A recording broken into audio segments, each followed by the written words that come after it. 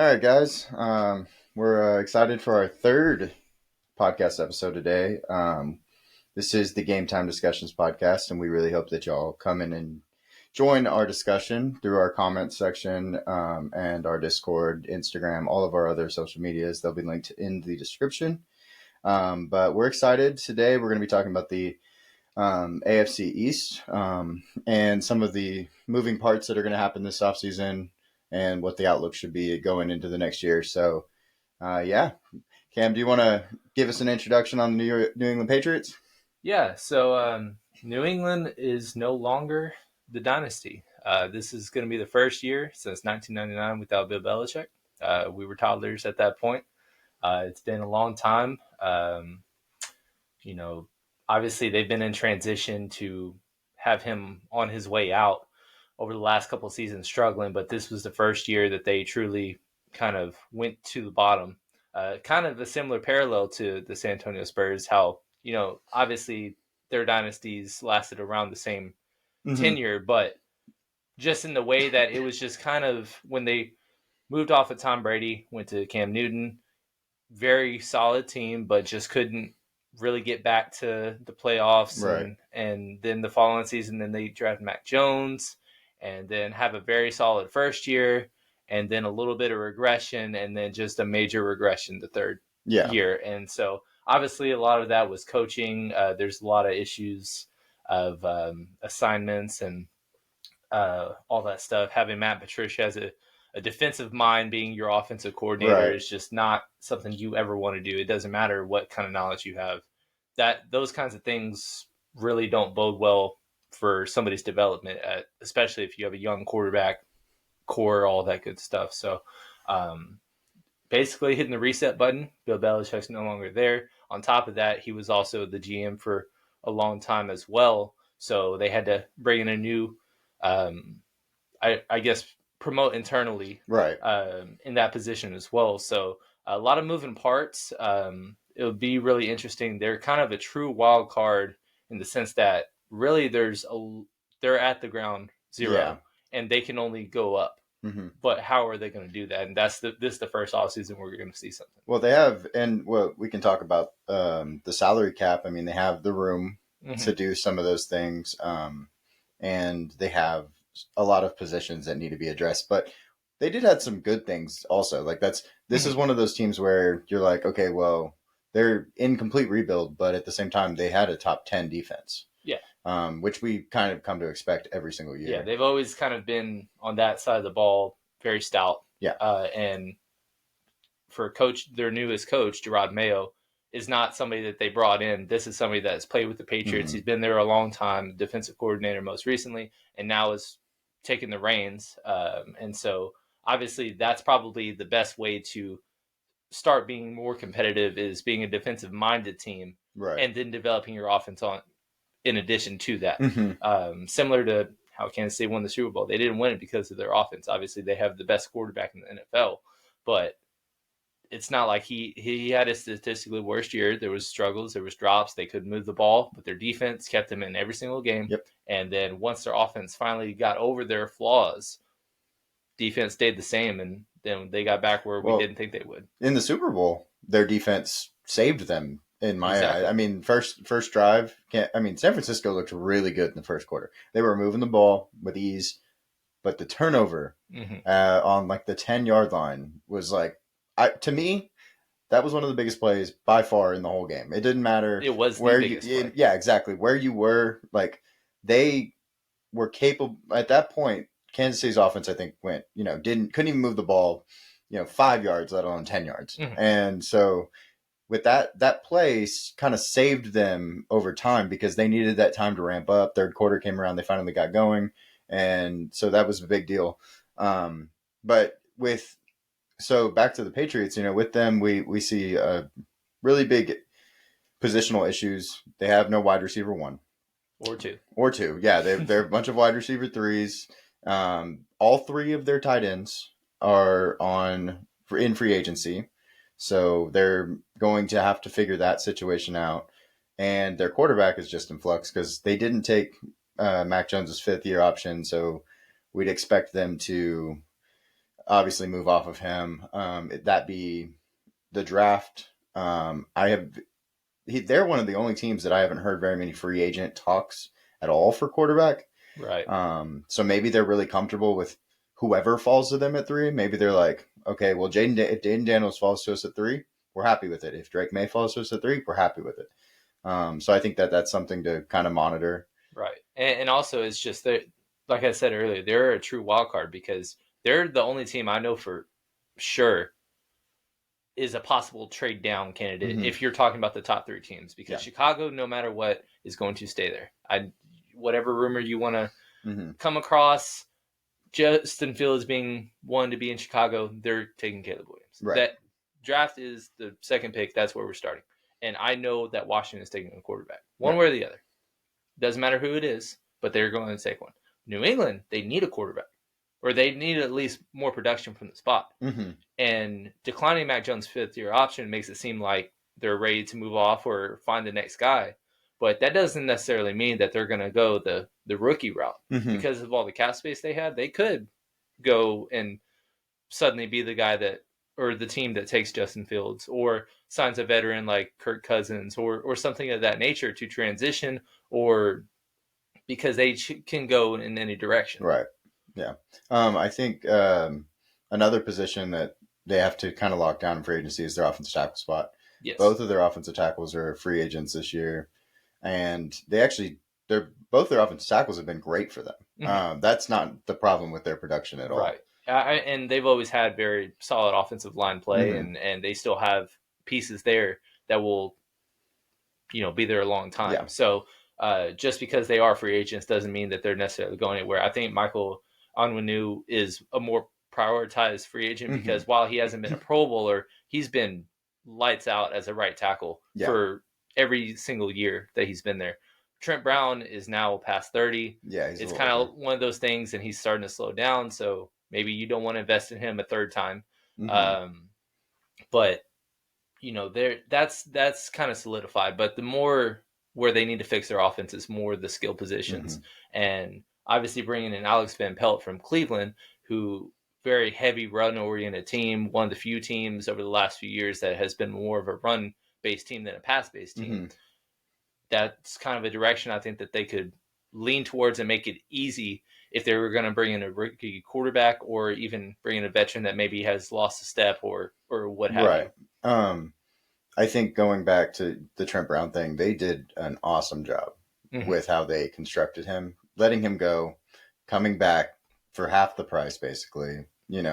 That was a huge thing. That's something that they've tended to do with free agents is they're not afraid to let people walk, but when people see the grass isn't greener on the other side, find their way back somehow, some way. Look at J.C. Jackson, who signed one of the richest cornerback contracts in history and was one of the biggest busts because he did not pay off for the Charger. He was a healthy scratch and a lot of issues that were caused, and then he gets traded back for a conditional pick.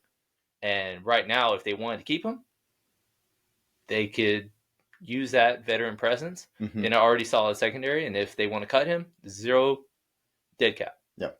So, and then that would put them to the top of the board. They would have $80 million of cap space. So even more room to wiggle and improve your team however you may see fit. Yeah. Kyle Duggar is also a free agent. He's the only DB that's really pressing need. I think he'll probably come back this next year. He's been pretty great for them. He's had an all-pro season, I believe. So no worries there. The other thing that we're seeing a lot in mocks, you look across every platform, it's quarterback or it's Marvin Harrison Jr. Yes. And I kind of want to see your take on. I think we're both on the side that they need to probably go quarterback because Marvin Harrison Jr. would just not be in a great situation there. His talents would not be used in the way that they probably should. But I want to see what your idea would be of if they took him, what they would need to do. Yeah. So, Marvin Harrison Jr. to me is the number 1 overall player in this draft. Absolutely. Over every single quarterback, every position does not matter. He is the top prospect in this draft. So sometimes when you have so many pressing needs, you just have to go best player available. And their new GM that's kind of one of the things that he's done when he's developed is instead of reaching for need, just take the best guy, we'll figure it out. Right. And because of having so much cap space, if you have a generational caliber receiver just waiting in the wings to vamp your offense up, you can figure out ways to make it work. Um, we've seen in the past where quarterbacks have just kind of been out of nowhere after a fall off, just revamped. Look at Kurt Warner as an example, 2-time MVP with the Rams, then went to the Giants, and obviously they drafted Eli Manning, and he just gets benched. Then he goes to Arizona. It seems like it's not. Oh no, he has another Hall of Fame like career with Larry Fitzgerald, Anquan Bolden, Steve Breston, and all those guys setting records along the way. So who's to say that if you hypothetically wanted to bring in Kirk Cousins and you have Ramondre Stevenson there, who is, I'm not saying he's above average back, but he's been very productive at least. And bringing more compliments in, bringing in Marvin Harrison Jr., and then you have so much room in a deep wide receiver free agent class, as well as more receivers later on if you want. Yeah. All of a sudden, in 2 years, it could just look completely different. Look at what Houston was 2 years ago after Deshaun left, and DeAndre Hopkins got traded away, and Will Fuller they let walk. All of a sudden, it's like they have nothing. But then 2 years later, C.J. Stroud, best rookie season ever. Nico Collins and Tank Dell are all of a sudden great options. And then a lot of mocks have them taking a receiver and making it seem like, they're going to be set. That's how the NFL, that's why it's so great. The parity is unreal. And when you have assets, anything is possible. It doesn't matter the franchise that you are. Well, and I think, with some of these teams, some are really good at developing players. And you're talking about Nico Collins. And of course, like, he wasn't necessarily a guy we were talking about last season. We saw him as possibly the number one receiver on the team, but that was because they didn't really, in our eyes, have anybody else. Well, now we know he is a number one capable player. And he's getting the opportunities that he hadn't prior. I think New England does a great job of developing players, especially on the defensive side of the ball. They've been one of the best at finding, needles in the haystack. There's videos of, I remember, scouting combines, and Bill Belichick's the only one not there, and because he's in the pouring rain at this Division II prospects and running drills. Like that's Cole Strange. Yeah. Like their problem is they just early on have not hit in a long time with their early picks. And even Cole Strange, who has worked out, he was a 3rd round prospect that they reached on because of need. And yes, he's done solid, but those are the kind of things that they've needed to work on. And I think a lot of times they've been handicapped because Bill Belichick has drafted a specific way for so long that if it's not broke, they don't fix it. And he has not adapted as the league has gotten different and more offensively inclined to continue to use stuff. Absolutely. And when Tom Brady was in his later years doing his crazy things, they weren't really investing in receiver. They were still running back by committee every year. Right. And Julian Edelman, a 7th round former college quarterback, was your best receiver. And then Rob Gronkowski, obviously, and 3rd round pick. And no one thought that would be one of the greatest tight ends ever.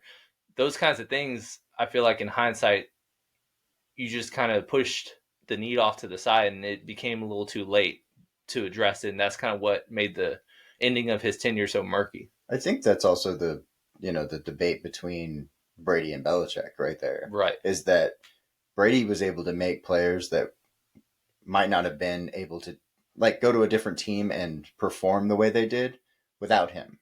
I'm not saying that with Gronk, but you look at Gronk's profile. Gronk is not necessarily the fastest guy or the best athlete. He just is, a football player, and he got a lot of opportunities, and he's got really good hands, and he blocks well and things like that. But yes, he is a great tight end. I'm not taking away from that, but I think Brady is the reason he got his opportunities, of course, and then also confidence with players, So Brady, like, Julian Edelman might not have been that as great as he was without the confidence that Brady gave him to go out there and play the way he did. And we look back, they've done that with a lot of players. The only real wide receiver one, to me is, they had Randy Moss That was the only time we were like, And they finally gave Brady a guy. And that was after a tenure where he was in Oakland. Yeah. And he was massively, underused, and his mindset wasn't right. He was a bad character, bad locker room case, and they get him for a mid-round pick. Yep. One of the best receivers ever, but bought him at his lowest and then had historical seasons. Yep. Obviously, it kind of gets glossed over because of, their undefeated season not working out the way that it should have. But that doesn't take away the fact that they've just kind of continued to invest in the later round prospect. Wes Welker, undrafted player on practice squad punt returner, and then becomes a yearly 100 target, 100 catch guy. And he wasn't fastest. He wasn't big. He was just somebody that maximized his opportunity with the quarterback that he had. Wes Welker's story is cool too because he did, like we talk about Julian Edelman, and was almost like a Brady made him, right? Is the idea. Wes Welker leaves, New England and goes to the Broncos, and he's still productive, and that's something that we need to kind of think about, is like they made each other better, and that was something that I think is important, because there aren't a lot of quarterbacks that can have the guys that they bring in, because none of them have the profile that you look for when we draft, right? Puka Nacua, we talk about him all the time. He's ran a 4.57 or something. Yeah. So we don't expect him to do well. And those types of guys, when they do, we're like, oh, well, we would have never thought to actually take them in the draft that early because of their profile. These are all guys, everybody we've said so far, except for Randy Moss, was that profile. Exactly. Randy Moss is the number 2 wide receiver on my all-time board, and I mean, even look, it only lasted one game, but Antonio Brown, how Oakland seems like there's a common theme here, but obviously huge distraction, gets cut and signed for cheap, and then his first game and only game, because he does more bad things that they have to address. He was productive, and then he goes and follows Tom Brady to Tampa and is a big part of their Super Bowl win. Catching touchdowns, and he was one of their most productive receivers despite having 2 Pro Bowl guys.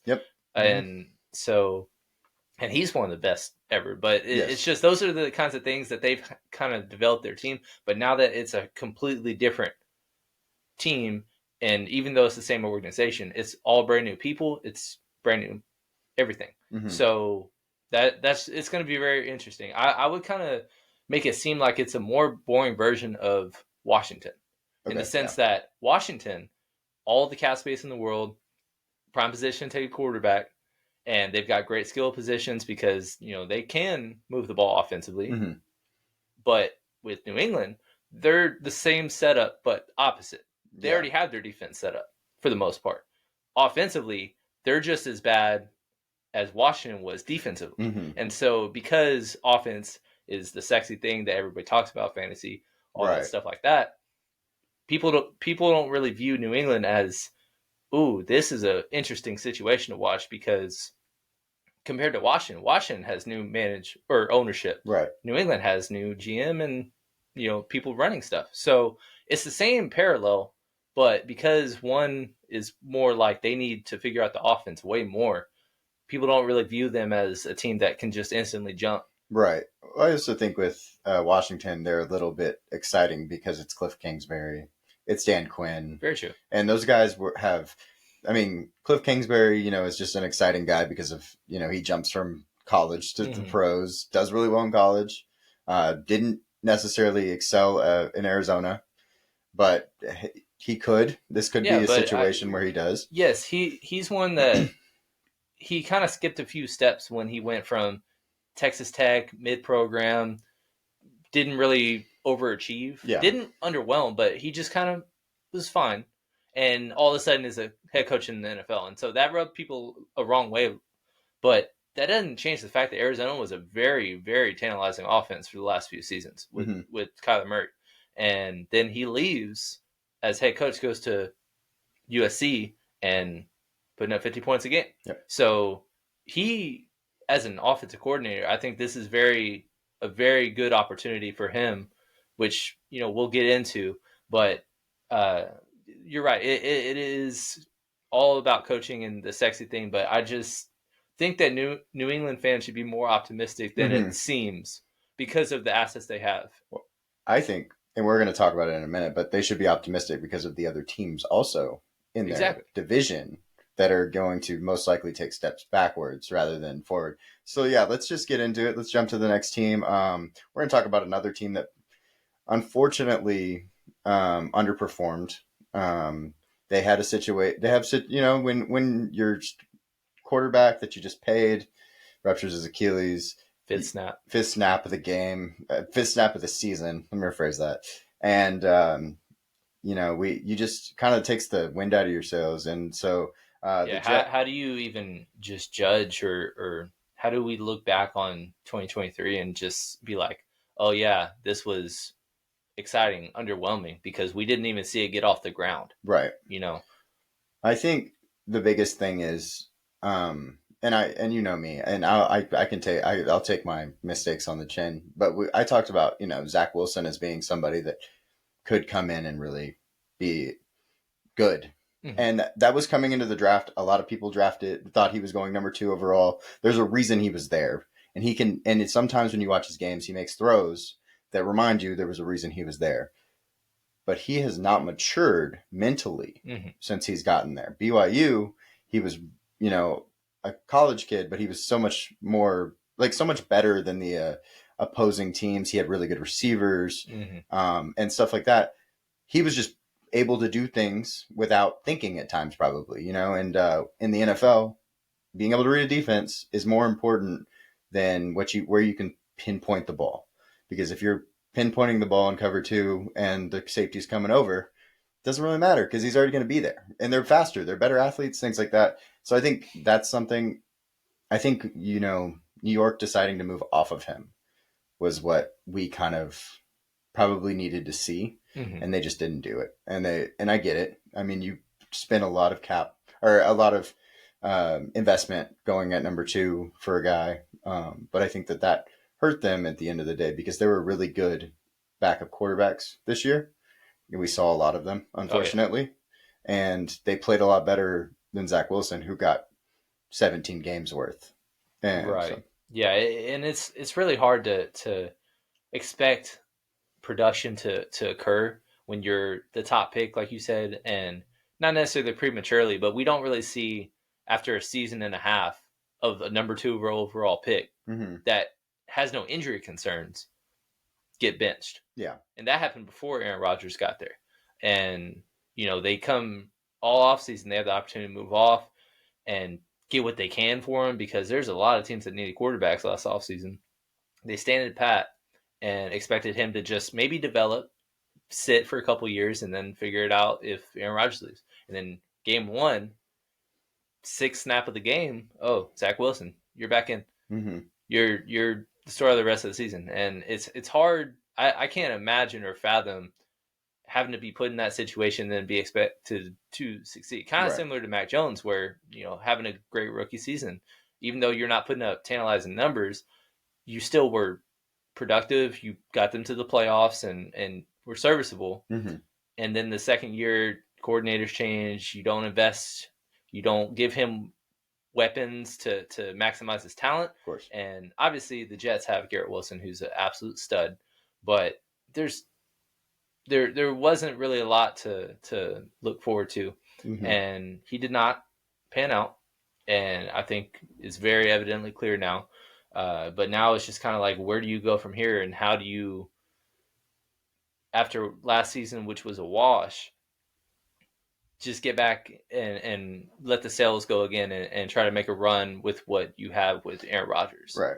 Well, I think that's something too, is like they have issues on their O-line. That's the first thing that they probably need to address. That's the only thing. Well, okay. Fair enough. Yeah. I mean, obviously every team's got multiple needs, but if you have your first, second, third, fourth, and fifth best additions to your team, it better be to that line. Right. Absolutely. It was a second straight year that they were the second worst line in the league. and they led the league in pressures allowed, Mm-hmm. and it was just insanely bad. Yeah, they led the league in lineups. I mean, different lineups every week. 13 linemen had at least 80 snaps in the season. Yeah, exactly. That's crazy. Mm-hmm. Because you can only have 8 on a roster on an active game day, and 5 more on top of that had to get massive playing time because of all the injuries. Obviously, Elijah Vera Tucker went down early. Dwayne Brown, who's an aging tackle that they were just trying to fill, he could not stay healthy. Mekhi Becton led the league in sacks allowed and 18 penalties. Like, obviously, his first full season was absolutely the worst case scenario. Right. And now you have to figure out what we can do because you have a 40-year-old quarterback who no longer can move. He is now a pocket quarterback, and you need to protect him. And honestly, it's obviously Achilles injuries are very significant, but it actually might have been an optimistically good thing that Aaron Rodgers didn't have to play the full year because he might have had to retire because of all the beatings he would have taken had he stayed there. Yeah. And especially because he gets very frustrated easily and stuff like that. And like you said, wide receiver 2 and 3 and tight end, all that stuff, that's stuff that they need to figure out. But first things first, you can't do anything without having the offensive line figured out in some way, shape, or form. 84 total sacks, I believe, this last year. Yeah, no, they were at 65. Oh, but, 65. Okay. Yeah, it wasn't as bad as the Giants in terms of sacks allowed, but pressures. Oh, that's correct. They were. My bad. Wrong New York team. Listen, something's in the water in New York because it's just absolutely bad. And us in Texas are just here for it to stay. We keep it up north. Yeah, don't bring it down here. But yeah, so that's probably their obvious. I mean, that's obviously their first thing they need to address. And they can do that in free agency. They can do that in the draft. Luckily, the depth at tackle this year in the draft is really deep. That's going to be one of their main outlets to finding players. But at the same time, Aaron Rodgers might not want a rookie right tackle, left tackle, standing in front of him.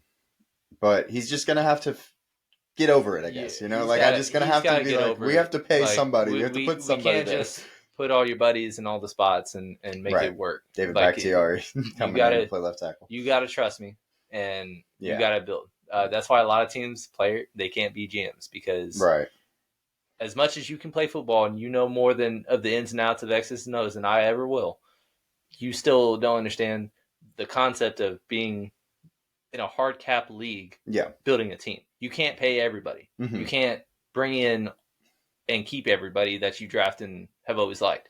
And so they have to make decisions that can be better for him and maximize his value in the next year or two. I don't know how long he's going to go. Right. But he's talented enough to play another 3 years. But his mental has not ever been the same as Tom Brady's, as the killer, as the leader, as, a guy that people are drawn to. He's kind of been wants the limelight and not done things to, inspire confidence in the rest of your team. And throwing people under buses is something that he's done in the past. So he needs to realize, like, if you want to compete, you chose to come to the Jets, even though you were traded there, you chose here. Let us do what we can to build the best team around you. Right. Because we have a lot of good pieces, but the only spots that we need are the ugly parts that aren't sexy, that aren't going to draw headlines. And you need to understand that the headlines isn't going to be what helps us get out of this hole that we've been in. Right. Yeah. And I think that's something a lot of quarterbacks probably need to swallow, is like getting another sexy receiver and like having someone else to throw to. Well, if you don't have any time, that's going to make it a lot harder for you to get the ball to them. And also, I mean, Aaron Rodgers he's been a great quarterback for a long time, but he hasn't gotten over the hump. Yeah. And to do that, I think he needs to do a little bit of trusting in this situation, because they have a great defense and he's not going to have to score 30 points a game. He's only going to have to score probably 22, 23. Kansas City had the blueprint. Yeah.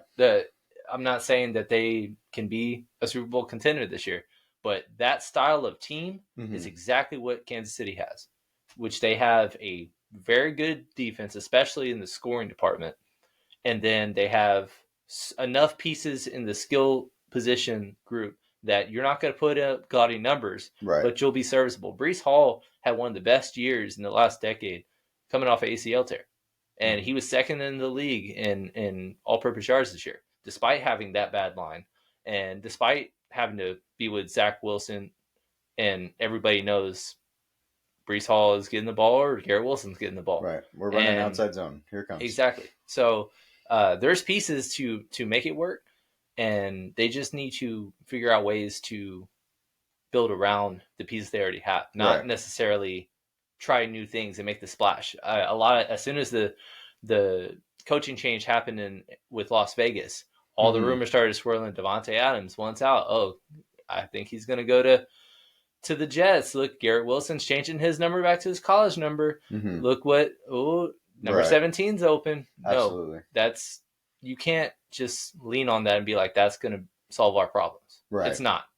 As much as it would be cool for fantasy purposes to have Brees Hall, Devontae Adams, and Garrett Wilson in your lineup, it's going to be extremely underwhelming in terms of the long overarching results. Right. If that's all you do to improve your roster this season, off season. And I mean, this roster with the 31st offense and an offense that was terrible at actually scoring touchdowns. Yes. Worst red zone. Red zone touchdown percentage since 2010. Yeah, exactly. So that team was good enough to get 7 wins. I mean, that's all you can ask for your defense to win 7 games basically by themselves. So I think that's a big thing. They were on the field a lot, and they still held teams to under 15, 16 points and that's. I think the epitome of how they can achieve success is look at the Philly game where this was before Philly collapsed and they were undefeated and they were on the road against the Jets and Philly was moving the ball, and then all of a sudden multiple turnovers by Jalen Hurts set them up and they stole a win despite offensively not having a great game. And sometimes when you're a good team and you are able to steal games that you shouldn't have won, right? That's what helps put you in another tier compared to just good teams that, like, we don't see the Los Angeles Chargers winning big games a lot. Look at their most recent playoff game against the Jacksonville Jaguars and having a big lead and dropping it. Yeah, that's kind of like what we've been accustomed to seeing with them. But the Jets have kind of found ways to win. Look at they won, I believe, 3 of the last 4 against Josh Allen, and that's with backup quarterbacks and Zach Wilson playing bad. They're having quality wins, but it's just you can't expect that to just bring you to the top. You need offense. Yeah, you need to score more than 18 points a game to that's not asking a lot. I mean, when we played, if we could hold a team under 20 points, we felt really good about our chances of winning, because on average, I mean, you should expect that to happen. So I think that's a thing that is overlooked, is just like, what number do we need to get to? What should we like? What is our for a defense, like, where should we need to be? And of course, you don't want anybody to score. You want 0 points on the board, but that's not realistic. Right. So you need to kind of come up with an idea of like, okay, well, we need to make sure everybody stays under 17 points and we'll win every game. That's our comfortability, and they can do that. They have the ability to do that. Now they have to get the same production or similar production on the other side of the ball. But yeah, so let's talk about a very fun offense. Yes. And very high powered offense going over to the Miami Dolphins. Like. Yes, absolutely. 2 receivers, 2 running backs. The fact that both running backs, Devon Achane and Raheem Mostert, go and get 40 fantasy points in the same week, or 30 plus fantasy points in the same week. No, it was 40. Was it 40? Okay. It's crazy to say that, but yeah, both 40. It was incredible. Tyreek Hill's putting up 30 plus weekly, it feels like. So, video game numbers. I mean, this is definitely, the Miami team that we weren't.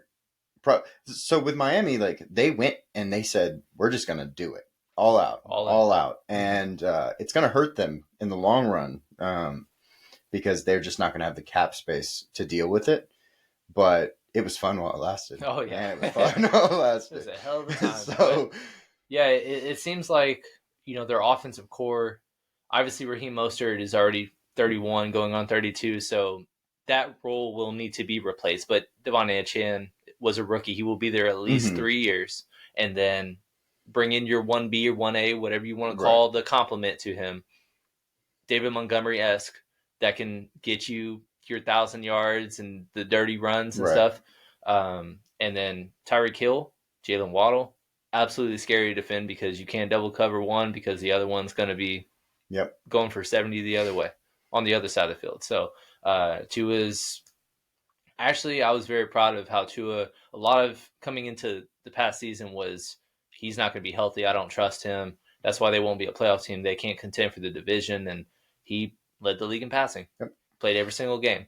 And obviously concussions, that's not something to take ever lightly, but that's not something that I believe in the early stages hinder performance. Right. And I don't think that he is going to go into, I didn't think he was going to go into the season thinking, I got to get this out before I get hit because I'm going to hit my head. Right. I don't think that was ever in his mind. And I was very proud of how he played throughout the year. And unfortunately, they were one of the few teams that got majorly caught by the injury bug. Jalen Phillips was on a Pro Bowl path as an edge rusher, and he tore his Achilles just out of nowhere. And then Bradley Chubb, who they just traded a first-round pick for last trade deadline in 2022, tore his ACL late in the year. Xavier Howard got hurt. Javon Holland got hurt. Jalen Ramsey was banged up. They lost 3 offensive line starters. They brought in multiple veterans like Melvin Ingram and stuff as practice squad members the week of the playoffs, because of how decimated they were. And then, unfortunately, because of the way that they ended their year losing to Buffalo, that went from being the 2 seed hosting at least 2 playoff games versus having to go to one of the coldest games in history. And maybe that was collapsing against Tennessee. I don't know if you remember the Monday night game where 3 minutes left, they're goal to go and up 1 score already, and they lose the game. And that's how close it was to maybe being a very different conversation. Maybe Kansas City isn't Super Bowl champions because they have to go to Miami in fair weather. That's just kind of the way that it fell. But it's very tough because of the assets or lack thereof that they have, especially in the cap space department, how they're going to build off what they had. Yeah, well, the other assets they kind of lack are they don't have very many picks in this draft. They have 2 picks in the top 150, which is the lowest of any team. Yes. And it's not like they're going to be early picks, so they don't have a second rounder. So, or they have a second rounder, but they don't have third, fourth. And so they're not picking till 61, 55th, sorry, in this draft for their second rounder. And their first rounders at 21, but we've had conversations about possibly them moving back because of the lack of the having to. Yeah, I mean, like 39% of your team's cap space is designated for guys that aren't Tua. Yeah. And many of them aren't able to be moved and traded or cut, and a bunch of cap spaces, voila. There's only really Xavier Howard that you can move off of and really have some possible thing, but that's a post 2-1 cut / trade. Yeah. And so getting better next month in free agency, where there's a bunch of positions to get better with all their offensive linemen. Christian Wilkins, a Pro Bowl. I love him as a defensive interior lineman. You got no money to pay him. Yeah. And it's like, it's hard to even fathom cap space, or I'm sorry, putting a franchise tag on one of them because you're already $50 million over. And that's without making any moves. So you put in interior lineman franchise tag, wish we pulled up the numbers, but it's going to be 15-ish million. Yeah. And then you're 65, and then you're in New Orleans Saints territory in terms of cap hell. It's kind of hard to see how to improve from there. And then when you don't have the draft picks, which is how you kind of get through tough cap situations, there's not really room for improvement, which is Mm-hmm. kind of scary going into an off season. Right, and that's why we talked about them possibly having definitely not even possibly definitely having a regression style year. Mm-hmm. I mean, everybody on their team should somewhat regress. I mean, you won't expect Raheem Mostert to get 17 touchdowns, I believe. Yeah, it was 21 touchdowns. 21 after one a week though. Second oldest to ever have, mm-hmm. and he doubled his career touchdown total from 8 season span in mm-hmm. one season. It was. I mean, I don't know what is crazy between that and Jamal Williams popping off for leading the league in touchdowns the year before and then having basically 0 this year. Mm-hmm. I don't know which one is a crazier feat, but there's those things that happen all the time, but you can't rely on those. Right. Like Raheem Mostert's going to be a sexy fantasy pick, and people are going to draft him, and I'll be like, good luck with that. Yeah, regression is definitely coming. You can never predict 21 touchdowns. Mm-hmm. You can never predict half a touchdown a game to me. Yeah. I think that's crazy. And that's 8.5 guys. Yeah, so really the only way that they're stylistically going to be able to continue to compete, because actually AFC East as a whole has very tough schedule this year. Mm-hmm. And they're one of the few that actually, or they're the only one that does not have a top 12 toughest strength of schedule. They're actually 24th. Mm-hmm. Don't know how that happens when you're the 2 seed in or second best in your division, but mm-hmm. it did. And that's just kind of one of the positives, but really going all in on what you're good at is the only way that they're going to stay competitive. So because they're an offensive team, it's going to be 38, 35 every week next year. And that's, you're probably going to have 500 football when you have to do that, mm-hmm. but that's the only way that they're going to be able to get better. If they're hypothetically, they want to open up cap space and they sell high on Tyreek Hill and somebody else wants to take him and take his contract and whatnot, and then you lose your entire offense, or at least the biggest focus, all of a sudden now your number one offense is 15, mm-hmm. and mm-hmm. then your defense, who you use the assets to probably replace him with, doesn't really help in that department either. And then it's just like you're a much worse version of what you're trying to be. Right. Well, I think also, we can talk about the outside guys. Like when you look at a football team, you think outside is like wide receivers, cornerbacks. Mm-hmm. Well, they have those things locked down. They have they were paying their corners the most in the league at $58 million for Xavier Howard and Jalen Ramsey. Mm-hmm. Tyreek Hill's contract is obviously one of the ones that we have been talking about. And Jalen Waddle is the other guy. But where they lack is on the interior. Mm-hmm. They have 3 free agents on their interior line, including guys that have been there for a long time. Robert Hunt. Connor Williams just got there from Dallas.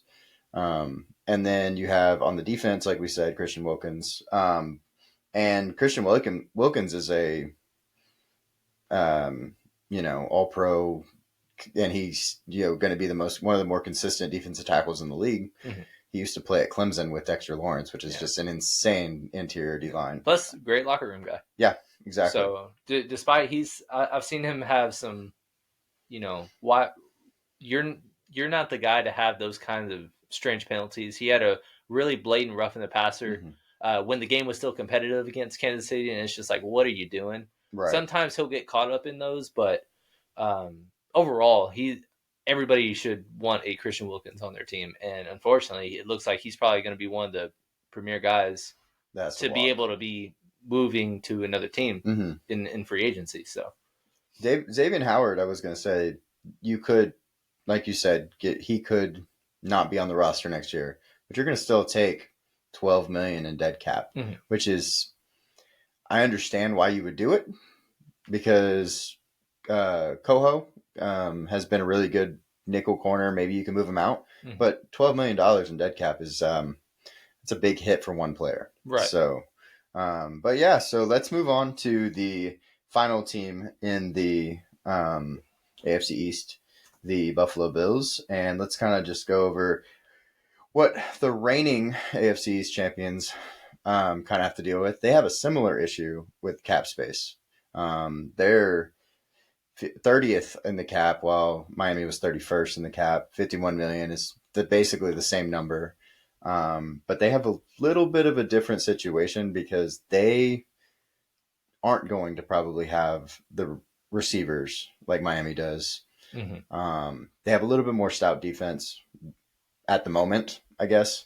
But they're going to definitely be missing on receivers. And I want to hear what you have to say about the Stephon Diggs debacle. Yeah. So, I'll go back to one of my bigger calls of the year in terms of fantasy. I wanted to avoid Stephon Diggs at all costs last year. Wasn't because he's not talented, not because he's great, but it's because I had to pay a first round pick for the team that had absolutely the worst line of matchups to end the season. And 7 of his final 10 games, he didn't even reach 50 yards. And, I can bring up the fantasy stats of how even bigger of a I guess issue that was for whoever tried to draft him. Right. But that was really strange how all offseason it was just like there's nothing wrong, but there's weird, I guess, energy around. Yeah. And then it seemed like to resolve itself, he had a hot start to the year. I think 5 of his first 6 games over 100 yards, scoring almost every game, and just looking like one of the best receivers in football, like he's been for the last half decade. Right. But, once it started happening, it wasn't like he was getting those 12 targets and just, getting 3 or 4 catches and just getting locked down or strapped up. He wasn't on the field a lot. And he was, hovering around the 65, 70%, in terms of snap participation for the most of the latter half of the year, right. Which is really concerning when you're, a lot of times they like to run spread and just spread the field so it can maximize Josh Allen's rushing ability. They're not running one receiver double tight end sets like a Dallas Cowboy would. They have 2 tight ends on the field. Yes. But not necessarily. They're not blocking. Exactly. They're out there standing up, going for, Right. Dalton Kincaid is more of a receiving type of tight end. If Dawson Knox is on the field and he's got his hand in the dirt, that's okay because he can also catch the ball. But yes, I completely agree. And then since the season's ended, it's just kind of like we'll see what happens. I'm looking forward to seeing what happens with my future. You don't really say those kinds of things if you're ready to run it back and right. all is well.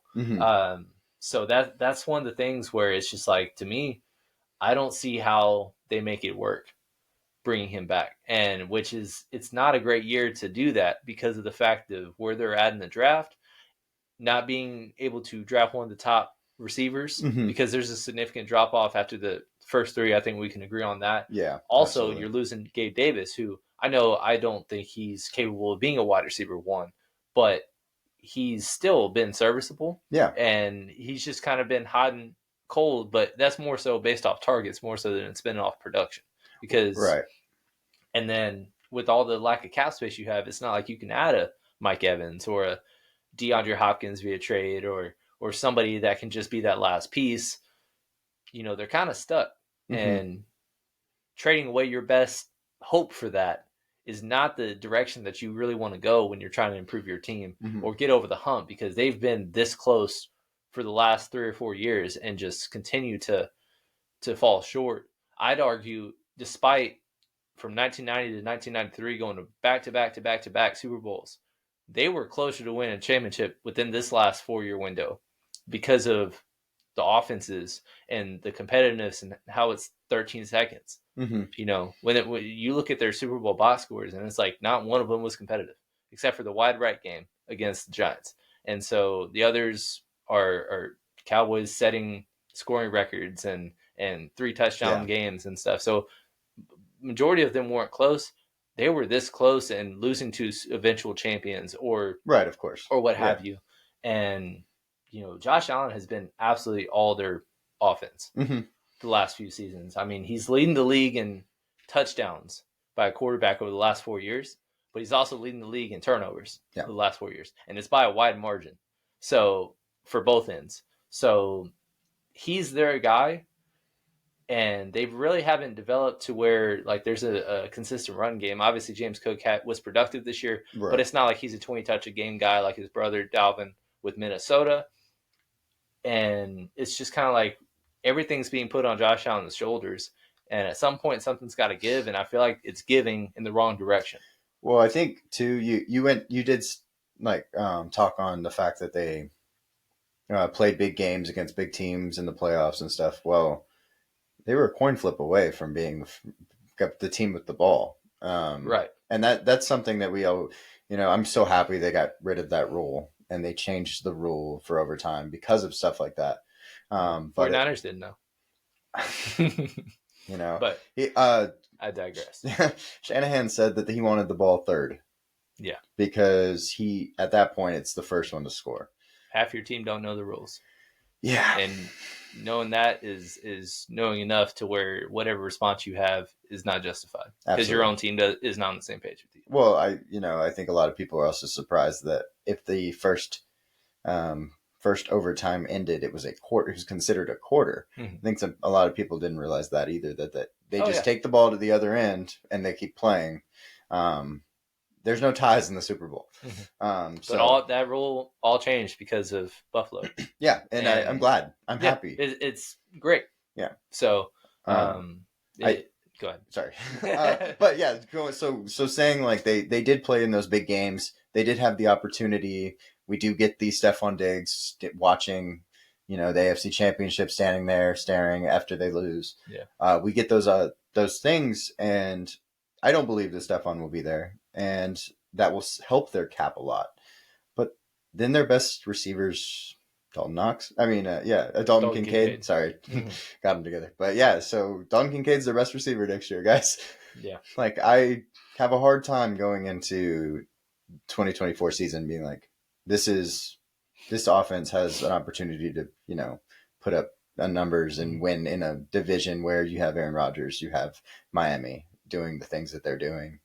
Trying to stop Miami and also score is going to be, And in addition to the offense, we want to talk about Josh Allen because he's one of the best quarterbacks in football. And Stephon Diggs, as good as he is, and how that could be the focal point of your team. But really, one of the most consistent presences over the last couple of years or renditions of this team has been their defensive line. Yes. And how they just completely stacked the box. And I remember the season opener after the Rams won the Super Bowl, how they absolutely beat the brakes off of the Rams.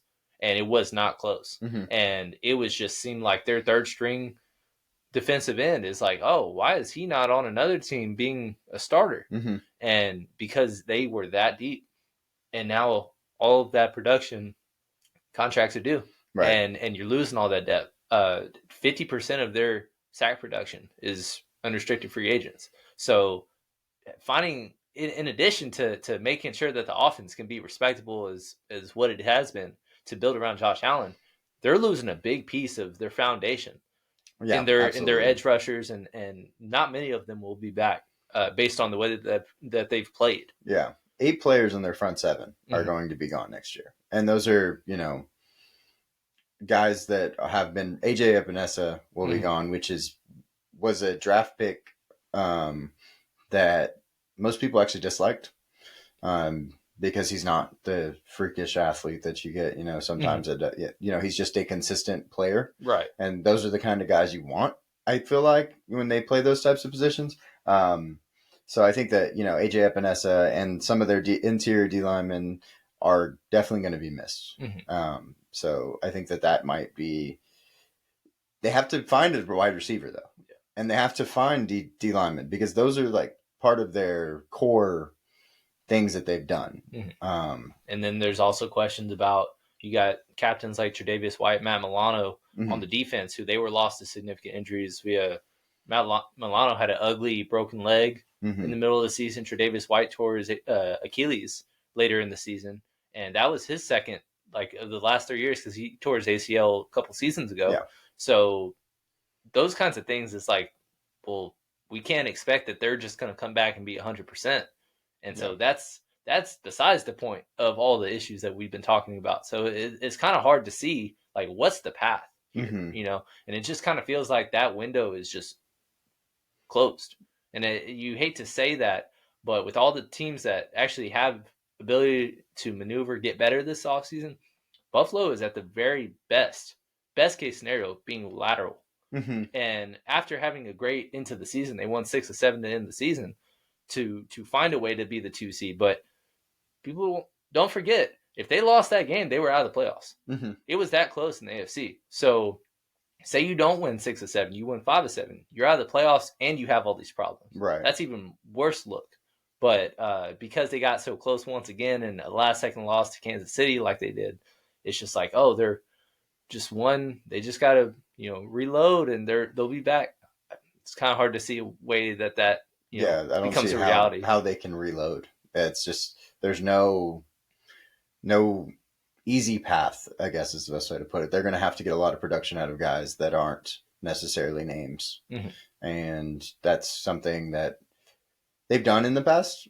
It's happened. They've had rookies playing corner, that probably weren't expected to be out there, and they played pretty good. But it's definitely not, like you said, the old where they had 6 men in the box and they could still stop the run. Oh yeah. That's not what we're looking at anymore. And so I think that that's definitely going to be an issue. So just to recap on this division, like you look top to bottom and you're like, it's open. Mm-hmm. It's truly open. Very open. I think, if I had to like make a February 2024 pick, I think the Jets have the best opportunity to me. Because I think that they will have the best combination of offense and defense. Mm-hmm. But teams like New England are going to be better. And it's kind of going to go from this, where one team's really high, one team's really low. It's going to come to the middle and everybody's going to be on an even playing field this next year. So yeah, and every single year it seems like there's a worst to first team. I feel like the last 22 years, mm-hmm. there's been at least one team from the top 10 picks that made the playoffs the following season. Every year there's 4 new playoff teams mm-hmm. Across the board, at least. And so Houston was the worst team for 2 straight years, lowest win total projected, won the AFC South. Right. Because basically everybody kind of either was lateral or did not make moves to improve the roster. Mm-hmm. AFC East, there is not a lot of teams that are going to improve other than the Jets, but that's by default. It's not because they have resources. It's because they can't get worse. Yeah. At least in the spots of need. Yeah. And then New England, there's just so much room for improvement. We're going to have a video that talks about, and we rank all 8 fourth place teams. Yeah. And I think New England should be one of the top 3 options to hypothetically go worst to first. Not based on their talent, but just opportunity. Yeah. This division is got maybe the most opportunity to do that out of all divisions. I'm trying to think of one that like, I'm like, but some of those teams on the worst to first, like we're going to be looking at like the Bears. Well, they went 7-10 and they were worse. They were the worst team. Like that's a big hill to climb. Oh yeah. You've got certain teams like, you have Washington, like you have 2 perennial teams that have, Yeah. As much as we want to predict that Dallas and Philly will take further steps back, they still can stay lateral. Yeah. And the only way that they get worse is based on performance. It's not because they actually had to cut guys. Like maybe next year we'll be talking about that for both those teams. Mm-hmm. But Buffalo, Miami, they're not getting better this offseason. I don't believe that. Right. And so that's all the opportunity in the world, like you said. So, but yeah, guys, so we really appreciate y'all coming and watching. We will have to joke a little bit about our first 2 episodes. The first one, of course, we were definitely nervous for the first, 20 minutes of that episode, and we got a little bit more comfortable. Definitely more comfortable today. And then in the second episode, I messed up. I will take complete blame for this, but I definitely did not set up the mic correctly, and we listened to it through the computer. So we're working on it. It's third video, and we're here to have a discussion with y'all, and hopefully y'all message us in whatever account you want, Instagram, Twitter, even on this stream, of course. Please do that. Comment down there and like and subscribe, because that's how we get better. We're trying to get better. We're trying to learn. This is, like I said, again, 3rd time. So we need as much practice and critiques as possible just to, instead of staying stagnant, like Cam was saying earlier, we're going to try to go up. Mm-hmm. So yeah, it's all a stepping stone to fun content. That's what we're about. That's what we're trying to do. We're just going to get better and better as we go. hopefully we get more and more funnier, entertaining, what have you. Doesn't matter. We're gonna have so much to improve on, but I can only just see the possibilities where we can go. So thanks guys for watching. Look at all the description below. Follow us where you can. Please interact with us. Tell us what you thought. Where are we wrong? Who would you like to see go to one of these teams that's going to improve and actually make a difference that maybe not many people are talking about? Put some theories out there that maybe we're just going to be like, oh yeah, that's something that we should probably bring up because that's a good point. So we're all open for interpretation on that. So let's just continue to build as a community and see what happens. Yep. So I'll definitely go into Discord if you have a Discord. We're gonna have our public chat in there, and it'll allow everybody to be able to talk and ask us questions directly. And that's definitely one of the easiest ways for us to answer any questions y'all have about anything. So we appreciate it, like we said, and thanks again. Yeah. Y'all take care. Have a good one.